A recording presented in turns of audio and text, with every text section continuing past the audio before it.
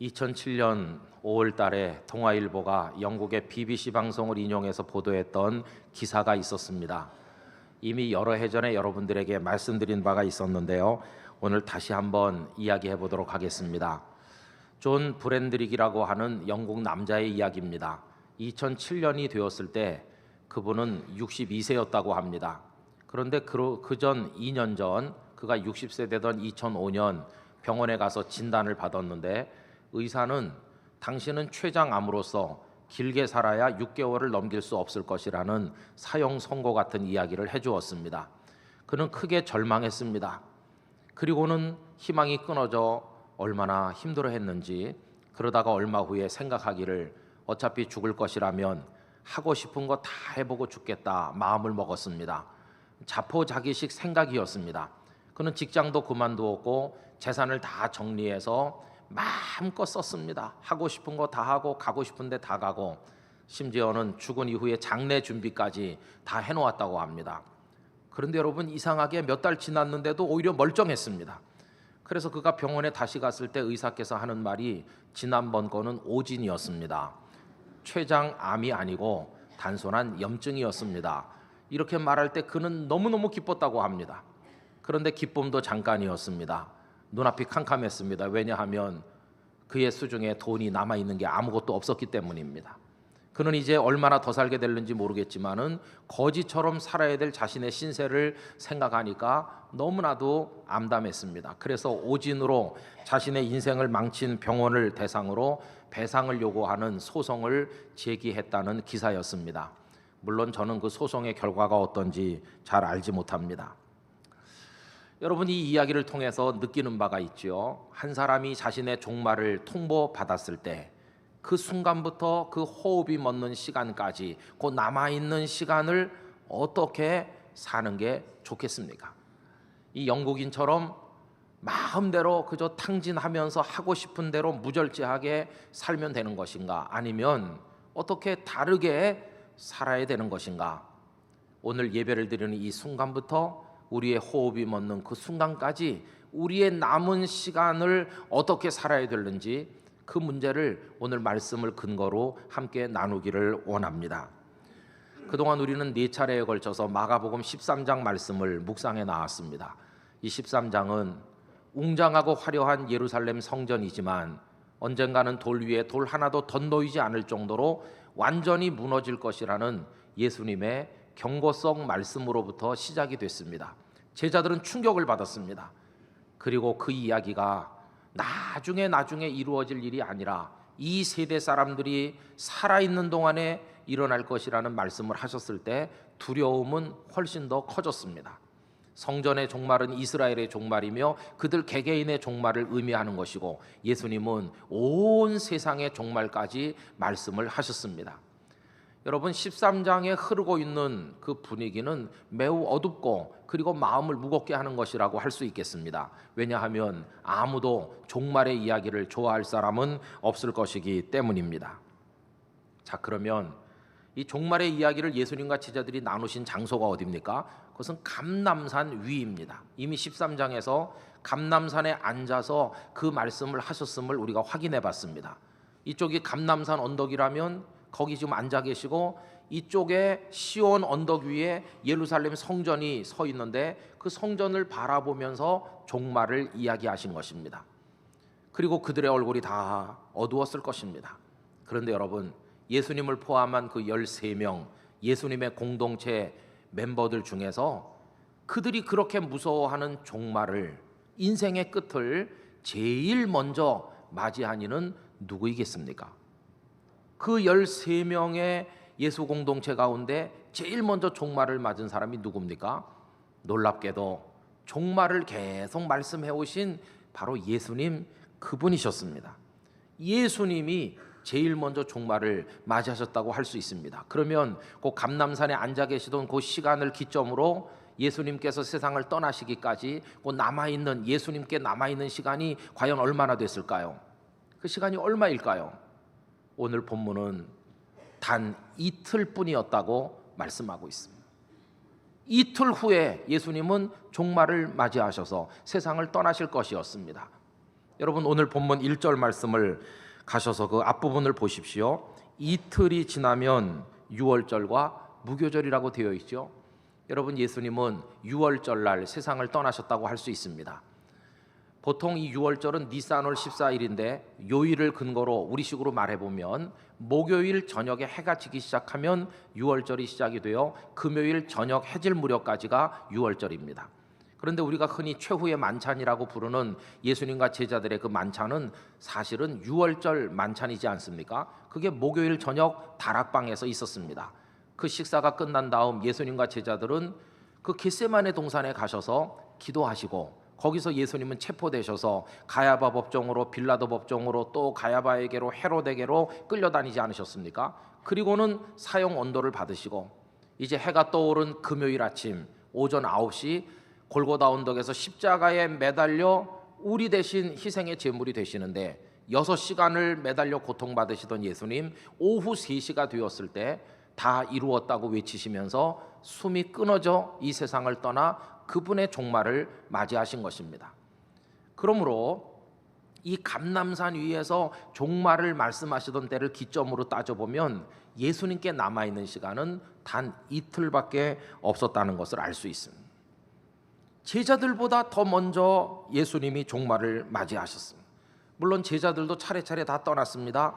예컨대 순교자로서 최초의 사도는 야고보 사도입니다. 그의 순교 이야기가 사도행전 12장에 나오는데 그때가 주후 44년경입니다. 그리고 베드로께서는 로마에 대화제가 있었던 주후 64년경에 로마에서 순교하신 것으로 전해지고 있죠. 근데 예수님은 30년경에 떠나셨으니까 제자들보다 훨씬 먼저 당신의 종말을 향해 걸어가셨던 것을 알 수가 있겠습니다. 그런데 여러분 이 말씀을 준비하면서 느끼는 게 있었습니다. 그 이틀, 남은 시간 이틀, 이 이틀은 예수님께만 주어진 시간일까? 그게 아니라는 것입니다. 여러분 믿음으로 깨달으면 이 이틀은 세상을 사는 모든 사람에게 주어진 시간인 것입니다. 이 시간은 물리적 시간이라기보단 영적인 시간이고 실존적인 시간인 것입니다. 이 이틀이 우리보다 먼저 살았던 이들에게도 주어져 있었고 그 이틀이 끝난 그 이후 그들은 세상을 다 떠났습니다. 그리고 오늘 우리도 그 이틀이 주어진 상태로 살고 있는 것입니다. 이 이틀을 물리적인 시간으로 바꿔보면 어떤 사람은 여러 해일 수도 있고 어떤 이는 수십 년일 수도 있습니다. 그리고 오늘이 9월 20일인데 이틀이 지나 22일, 23일쯤 돼서 세상을 떠날 사람이 지구촌에 얼마나 많겠습니까? 그들은 문자 그대로 이틀 남은 사람들이고 내일 세상을 떠날 사람도 많을 것이므로 하루 남은 사람도 있고 오늘 저녁에 떠날 사람이라면 지금 반나절밖에 남지 않았다고 할 수 있습니다. 여러분 그 이틀이 반나절이든 하루든 이틀이든 10년이든 50년이든 간에 공통적인 사실은 이 땅에 숨쉬며 사는 모든 사람에게는 다 이틀이라고 하는 시간이 주어져 있다고 하는 것입니다. 지금도 시계바늘이 돌아가고 있는데 그만큼 우리의 이틀이 줄어들고 있다는 뜻이고 언젠가는 마지막 순간 앞에 설 때가 올 것이라는 뜻입니다.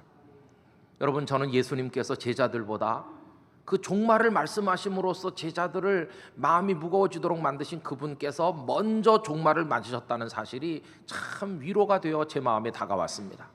여러분 예수님은 우리의 스승이고 모델이십니다.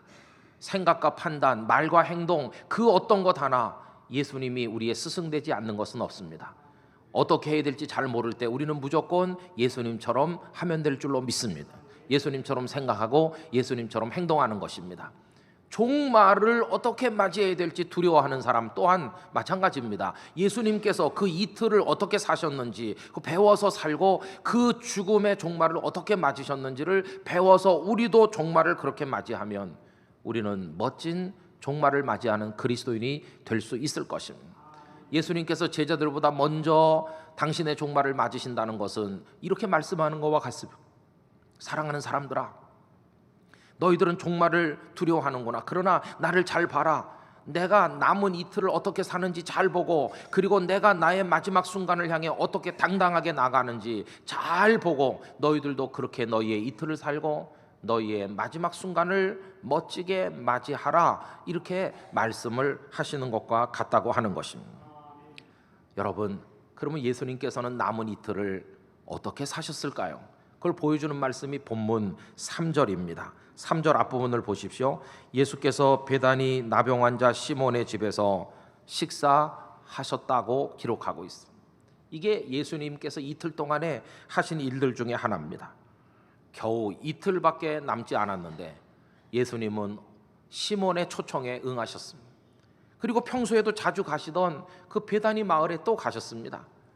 그리고 나병에 걸려 고생하다가 주님께 고침받아 그 기쁨을 주체할 수 없어 하는 시몬이 함께 식사하시기를 청했을 때 기꺼이 그의 초청에 응하셨고 그의 기뻐하는 마음에 동참하셨고 그와 더불어 그 식탁에 같이 둘러 앉으셔서 많은 사람과 담소하셨는데 이 예수님의 모습은 이틀 후에 떠날 뿐답지 않은 너무나도 평온한 모습이셨습니다. 쫓기는 모습도 불안한 모습도 하나도 보여지지 않는 아무 일도 없는 분처럼 여러분 보이지 않습니까? 저는 우리가 예수님의 입장에 있었다면 어떻게 했을까를 생각해 봤습니다.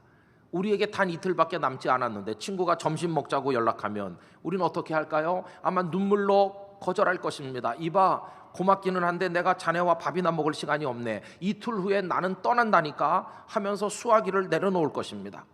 아니면 이틀밖에 남지 않았다는 것이 너무 두려워서 막 이리 뛰고 저리 뛸 것입니다.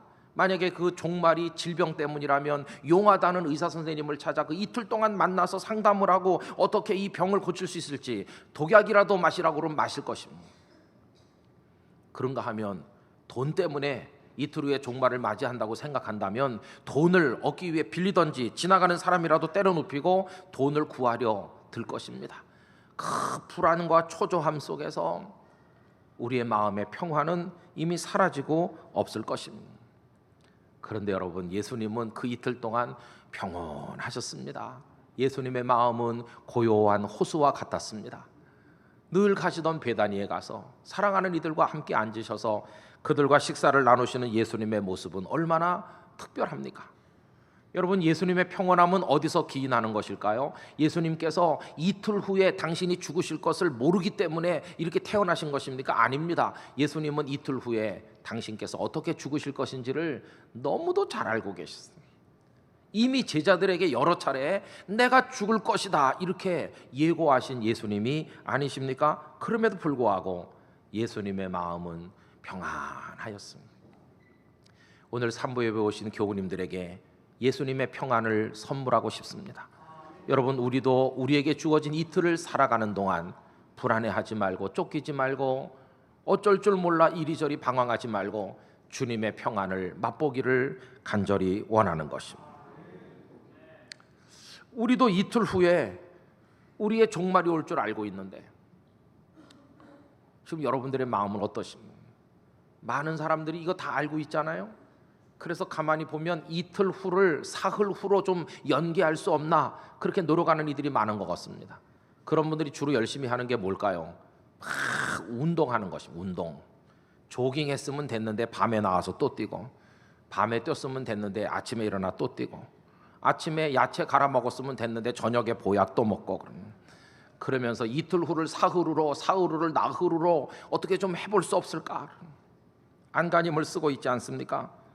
어떤 분은 냉장고에 뭐가 들어있는지가 그 집안의 모든 걸 결정한다고 믿는 분도 있습니다. 몸에 해로운 건 절대 집안에 들이지 마라. 체질에 안 맞는 건 쳐다도 안 보고 먹지도 않고, 그러면서 하여튼 좋다는 거 먹고 운동하고. 여러분, 그렇게 하면 이틀 후가 사흘 후로 미뤄집니까? 지난주일에 말씀드린 것처럼 세상에는 노력해도 피할 수 없는 것들이 많이 있습니다. 그런데도 우리는 어떻게 해서든지 이틀 후가 아니라 사흘 후로, 나흘 후로 어떻게 좀 미뤄보려고 애를 쓰고 있질 않습니까?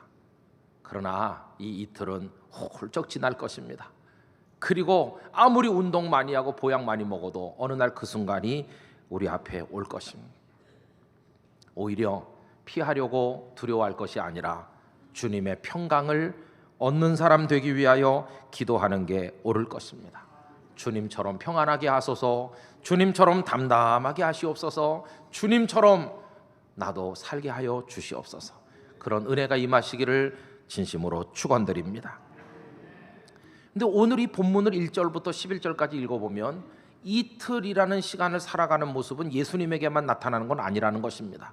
거기 등장하는 여러 사람들도 각자 그들의 이틀을 살아가고 있고 그 모습이 오늘 본문에 엿보이고 있습니다.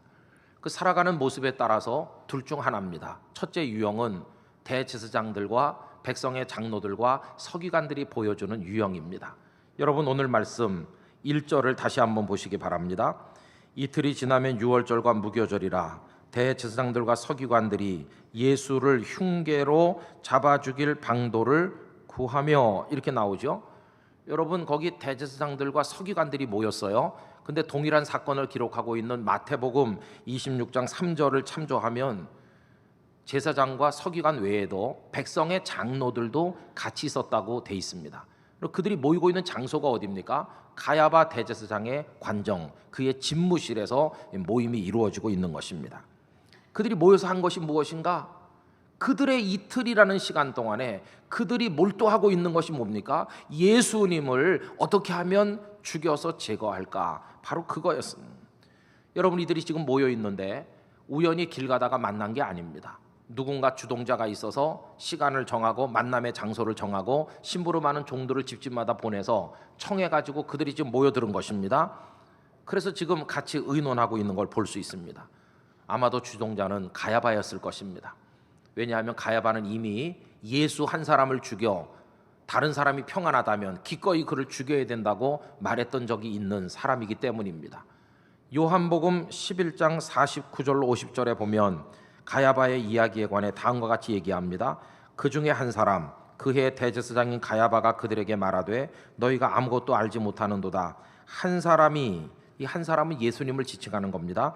백성을 위하여 죽어서 온 민족이 망하지 않게 되는 것이 너희에게 유익한 줄을 생각하지 아니하는도다 하였으니, 우리가 기회를 봐서 예수를 죽이면 모든 게 다 끝나, 이렇게 말했던 장본인이 가야바였습니다.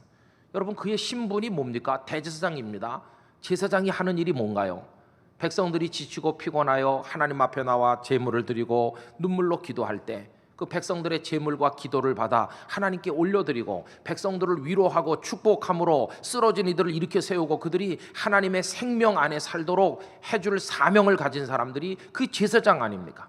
한마디로 말하면 살려낼 사람들이 제사장인 것입니다. 그런데 지금 제사장들이 머리를 맞대고 하는 짓이 무엇입니까? 예수님을 죽이려고 하고 있어요. 살려야 될 사람들이 죽이는 일을 위해서 그들의 그 아까운 이틀을 허비하고 있는 것을 볼 수 있습니다. 여러분 그들이 모였는데 거기도 다 비용이 드는 것입니다. 그들도 모여서 저녁을 먹었을 것입니다. 그리고 다과를 먹었을 것입니다. 그거 다 돈 주고 사야 되는 것이고 비용이 드는 것이죠.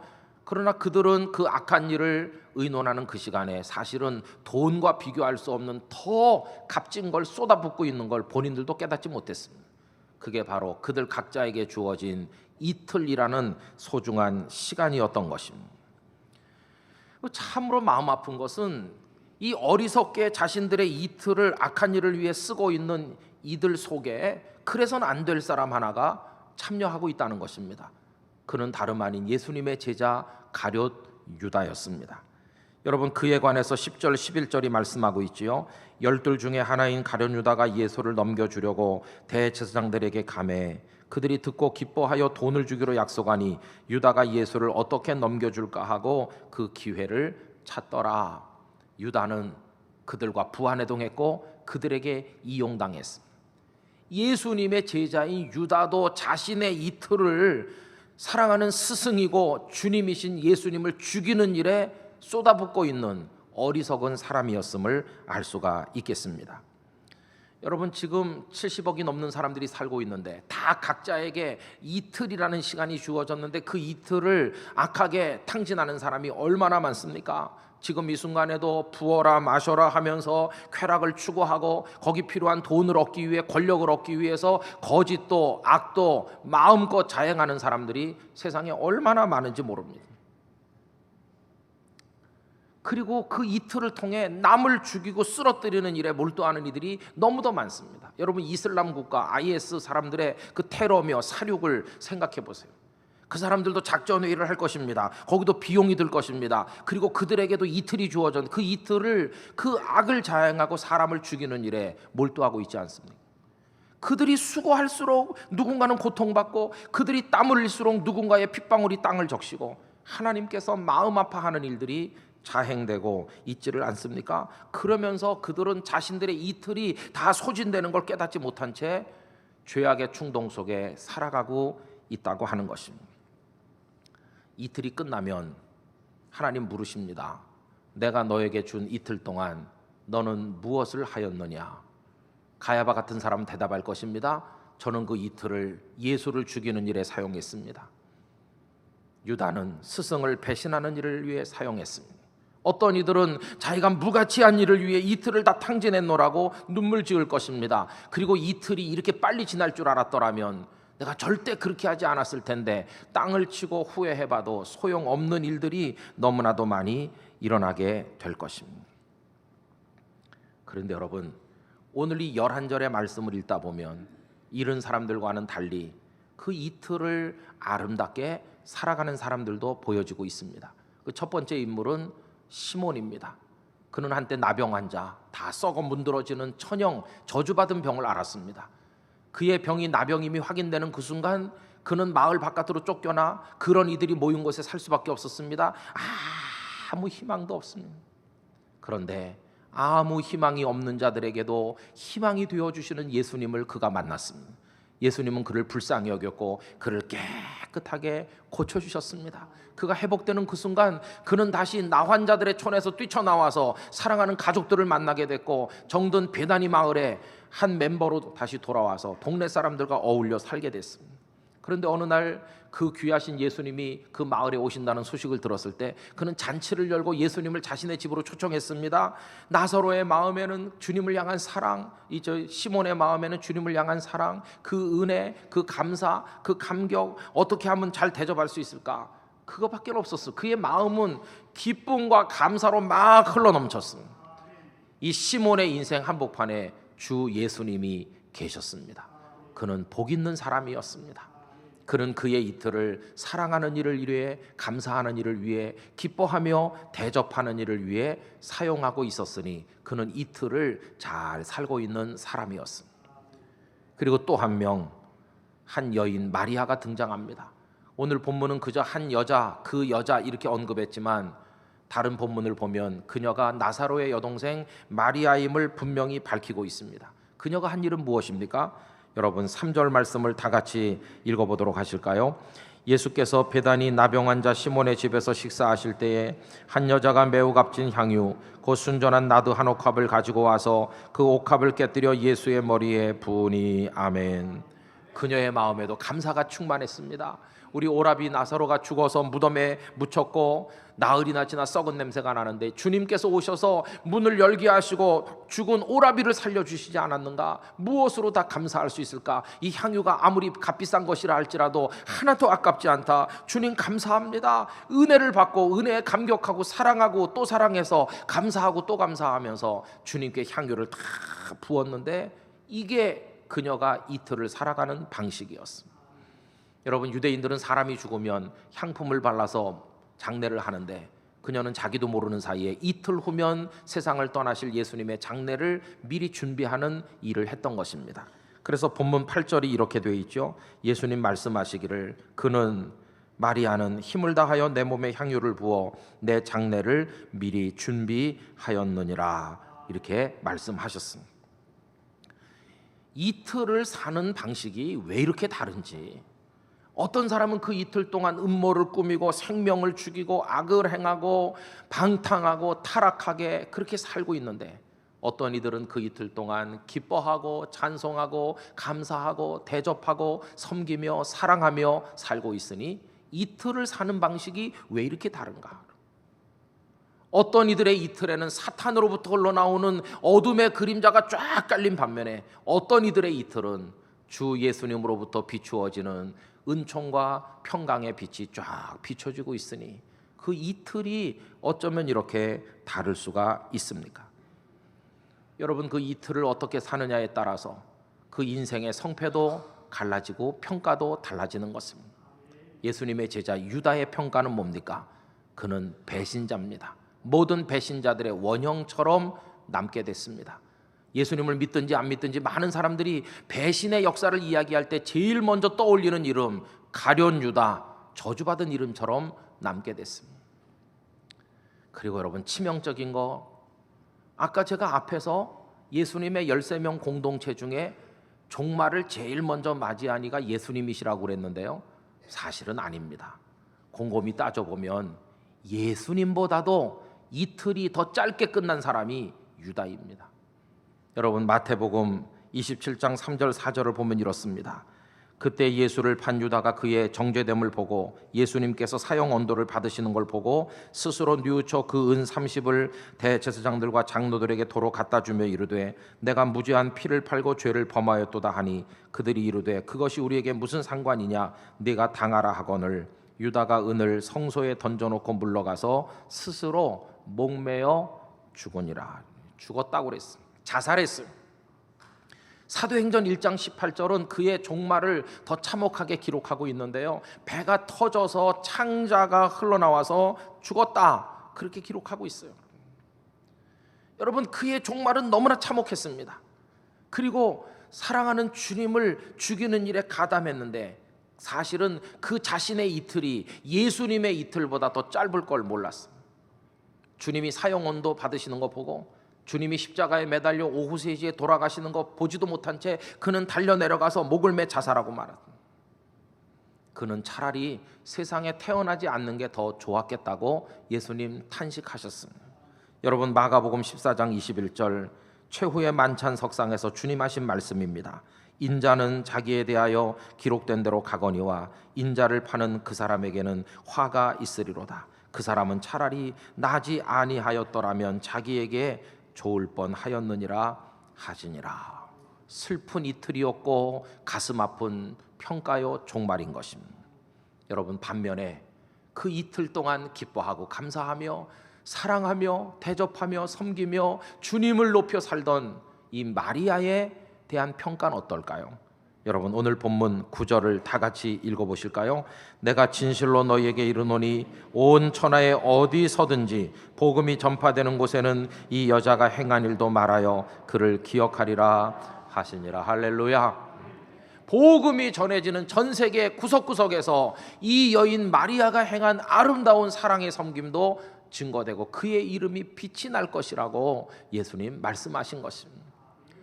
여러분, 이틀을 어떻게 살았는가에 따라 가룟 유다 같은 배신자의 모습으로 남게 되든지 아니면 마리아 같은 영광의 모습으로 남게 될 것입니다.